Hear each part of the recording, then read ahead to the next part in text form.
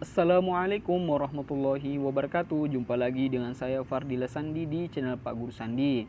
Saya doakan bagi yang nonton video ini semua bisa menjadi ASN di tahun 2021, baik itu sebagai CPNS maupun sebagai pegawai P3K. Semua itu adalah rezeki dari Allah Subhanahu wa taala. Saya lanjutkan di video kali ini kita akan membahas soal tentang P3K dengan materi kompetensi teknis yang dikhususkan bagi sarjana pendidikan, dalam arti yang akan menjabat atau mendaftar sebagai tenaga pendidik atau guru. Sebelum saya lanjut, kembali saya sampaikan bahwa channel ini sudah menyiapkan hampir 500 video yang akan diupload setiap hari.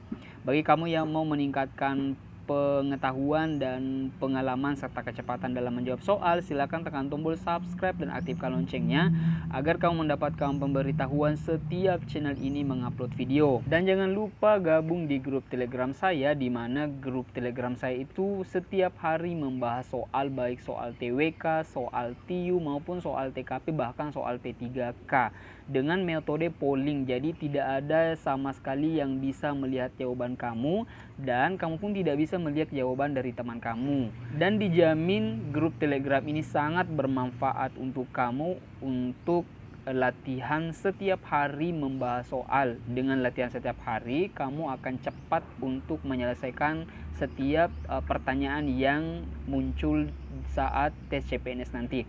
Untuk mempersingkat waktu, mari kita jawab soal yang pertama tentang P3K. Konsep positif mengandung arti bahwa individu harus meletakkan atau memposisikan dirinya sebagai diri yang berdaya, tidak memandang diri pribadinya dari perspektif negatif. Konsep diri positif diantaranya ditandai dengan, ini berarti konsep diri ya, konsep diri yang positif ditandai dengan A. Pengetahuan yang luas tentang orang lain. Apakah ini termasuk tentang konsep diri positif? Tidak, karena pengetahuan tentang orang lain yang kita ketahui, bukan diri sendiri. Bagian B, memahami kelebihan dan kelemahan diri sendiri. Kita simpan dulu. Bagian C, memiliki keinginan yang kuat untuk mengubah orang lain. Itu tidak termasuk dari konsep diri yang positif kan, karena orang lain yang mau diubah sedangkan diri sendiri tidak diubah, ya kan? Bagian D, mampu menghargai orang dan mampu menerima orang lain dengan maksud tertentu. Ini berarti ada maksud tertentunya untuk menghargai orang dan menerima orang lain. Apakah ini termasuk dari konsep diri positif? Tidak. Bagian terakhir E, mampu secara terbuka menerima kritikan orang lain jika hatinya tidak senang. Berarti kalau hatinya tidak senang, dia tidak menerima kritikan orang lain kan? Ya kan? Jadi dari kelima opsi ini yang termasuk konsep diri positif itu adalah bagian B, memahami kelebihan dan kelemahan diri sendiri. Paham ya? Kita lanjut soal berikutnya. Melalui proses pembelajaran, guru dituntut untuk mampu membimbing dan memfasilitasi siswa agar mereka dapat memahami kekuatan serta kemampuan yang mereka miliki. Untuk selanjutnya memberikan motivasi agar siswa terdorong untuk bekerja atau belajar sebaik mungkin untuk mewujudkan keberhasilan berdasarkan kemampuan yang mereka miliki. Memfasilitasi agar siswa dapat lebih mengenal kemampuannya, maka langkah awal yang perlu dilakukan guru adalah, berarti kita sebagai seorang guru memberikan fasilitas kepada siswa untuk mengenal kemampuannya. Jadi kemampuan siswa kan beda-beda, jadi kita harus memberikan fasilitas kepada mereka untuk mengenal kemampuannya. Langkah awal yang harus dilakukan sebagai seorang guru apa? A. Mengetahui kekuatan dan keterbatasan diri, ini termasuk. B. Mendorong peningkatan kemampuan menghargai siswa, termasuk. C. Meningkatkan rasa percaya diri siswa, termasuk. D. Berusaha mengenal siswanya dengan baik tentang bakat, minat, motivasi, harapan-harapan siswa serta beberapa dimensi khusus kepribadiannya. E. Meningkatkan kemampuan membina hubungan interpersonal yang baik dengan siswa. Jadi kelima opsi ini itu semuanya termasuk dari fasilitas untuk mengenal kemampuan siswa, ya.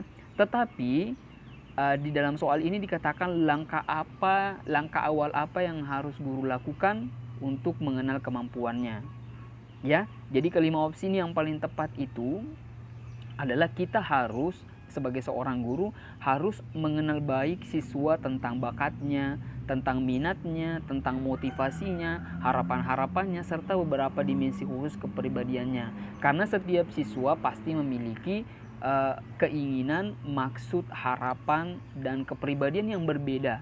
Jadi itulah yang harus pertama kali kita kenali dari siswa, ya. Jadi dari kelima opsi ini jawaban yang paling tepat itu adalah bagian D. Berusaha mengenal siswanya dengan baik tentang bakatnya, tentang minatnya, tentang motivasinya, tentang harapan-harapannya siswa, serta beberapa dimensi khusus kepribadiannya. Jadi benar ya. Jadi kita lanjut soal yang berikutnya. Kegiatan pembelajaran menekankan kemampuan siswa mengkonstruksi pengetahuannya sendiri. Mengkonstruksi itu adalah membentuk pengetahuannya sendiri. Maka setiap siswa harus memiliki kemampuan untuk memberdayakan fungsi-fungsi psikis dan mental yang dimiliki. Ini kunci dalam soal adalah fungsi-fungsi psikis dan mental yang dimiliki. Hal ini terkait dengan proses konstruksi yang menuntut beberapa kemampuan dasar. A. Kemampuan mengingat dan mengungkapkan kembali pengalaman. B. Kemampuan membandingkan. C. Kemampuan membaca di waktu luang. D. Kemampuan mengambil keputusan mengenai persamaan dan perbedaan. E. Kemampuan lebih menyukai pengalaman yang satu daripada pengalaman yang lain. Jadi ini kunci dalam soal adalah fungsi-fungsi psikis dan mental. Bagian A, kemampuan mengingat dan mengungkapkan kembali pengalaman. Mengingat dan mengungkapkan kembali pengalaman. Ini termasuk mental dan psikis. Bagian B, kemampuan membandingkan. Ini adalah kemampuan mental dan psikis. Bagian C, kemampuan membaca di waktu luang. Artinya kemampuan membaca di waktu luang identik dengan sendiri. Jadi dia membaca dengan sendirinya. Ya, apakah ini termasuk dengan mental? Kita simpan dulu. Bagian D, kemampuan mengambil keputusan mengenai persamaan dan perbedaan. Ini termasuk. Bagian E, kemampuan lebih menyukai pengalaman yang satu daripada pengalaman yang lain. Juga termasuk sebagai fungsi-fungsi psikis dan mental. Jadi dari kelima opsi ini itu ada satu yang kurang tepat. Meskipun sebenarnya masuk tapi kurang tepat karena ada di waktu luang. Bagian C, kemampuan membaca di waktu luang, karena di waktu luang itu identik dengan sendiri, ya. Itu kan termasuk mentalnya kurang maksimal dan psikisnya kurang maksimal, ya kan. Jadi dari kelima opsi ini jawaban yang paling tepat itu adalah C, kemampuan membaca di waktu luang. Kita lanjut soal berikutnya. Dalam kegiatan pembelajaran, fungsi guru sebagai mediator dan fasilitator itu kuncinya. Mediator dan fasilitator dapat dijabarkan dalam beberapa wujud tugas sebagai berikut kecuali. Berarti dari kelima opsi ini ada satu yang bukan fungsi guru sebagai mediator dan fasilitator. Mediator dan fasilitator itu adalah sebagai penyedia. Ya, kita hanya membimbing siswa, menyiapkan sesuatu, memberikan rangsangan kepada siswa supaya dia menemukan sendiri pengetahuannya. Itu dimaksud dengan mediator dan fasilitator. Bagian A, memberikan pemahaman terperinci bagaimana menyelesaikan suatu masalah dalam pembelajaran. Ini pekerjaannya guru, ya.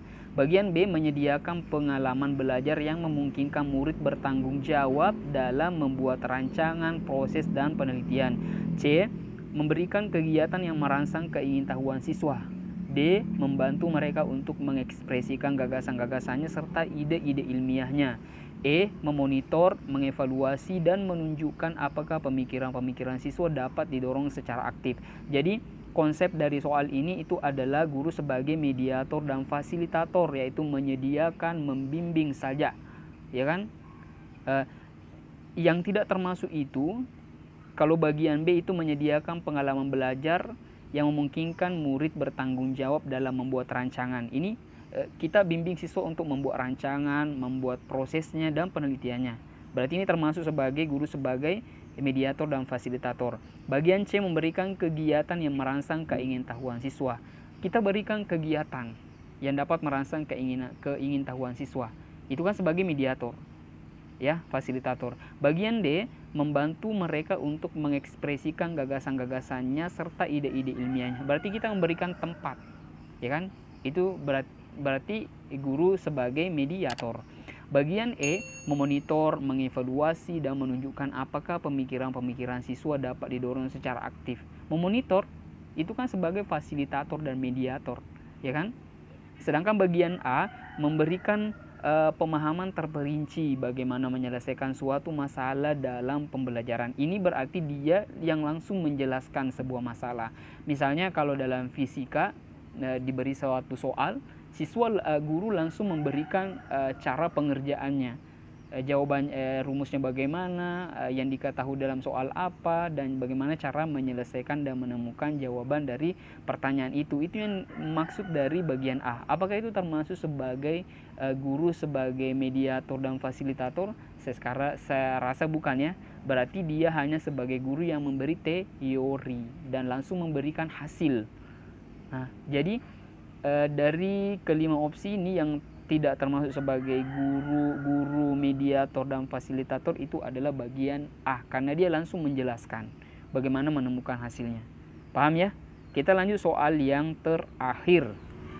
Ada beberapa tindakan spesifik yang perlu dilakukan guru untuk mengoptimalisasi perannya dalam proses pembelajaran kecuali. Jadi ini maksudnya adalah tindakan spesifik kita setelah mengajar. Apa yang harus kita lakukan sebagai seorang guru untuk mengoptimalkan peran kita sebagai seorang guru? Artinya kita sudah kasih materi, sudah memberi tugas. Selanjutnya apa yang harus kita lakukan untuk mengoptimalkan peran kita sebagai seorang guru? Kecuali. Jadi kelima opsi ini ada satu di antaranya yang bukan. Bagian A, untuk meningkatkan kecermatan guru dalam mengerti apa yang sudah siswa ketahui, maka diperlukan peningkatan intensitas interaksi antara guru dan siswa. Ini termasuk tindak lanjut, ya. Berarti tindakan spesifik termasuk. Bagian B, tujuan pembelajaran dan aktivitas di kelas sebaiknya dibicarakan bersama dengan siswa agar mereka dapat berperan aktif dalam kegiatan tersebut.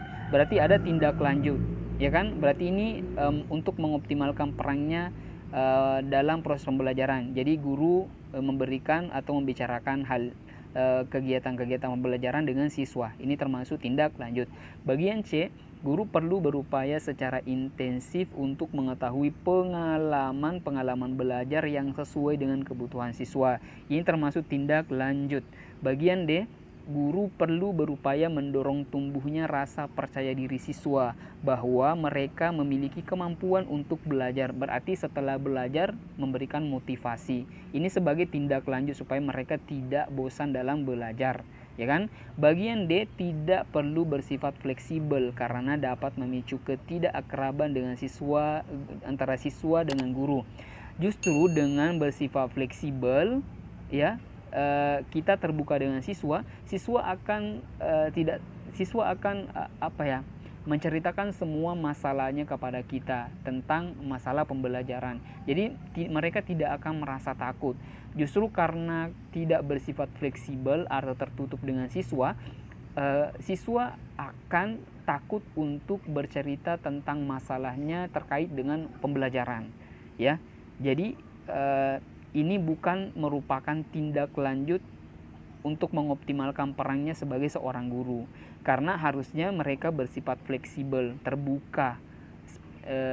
Fleksibel artinya bisa menerima keadaan siswa. Artinya dengan begitu siswa bisa memberikan atau menceritakan segala keluhannya tentang pembelajaran. Itu maksudnya. Jadi dari kelima opsi ini, yang tidak termasuk sebagai perannya dalam proses pembelajaran itu adalah bagian E. Itulah tadi 5 soal tentang P3K tahun 2021. Semoga bermanfaat. Jangan lupa like dan share video ini supaya banyak teman-teman yang mengetahui tentang informasi soal-soal P3K. Semoga video ini bermanfaat. Semoga Anda sehat selalu. Sampai jumpa di video selanjutnya. Assalamualaikum warahmatullahi wabarakatuh.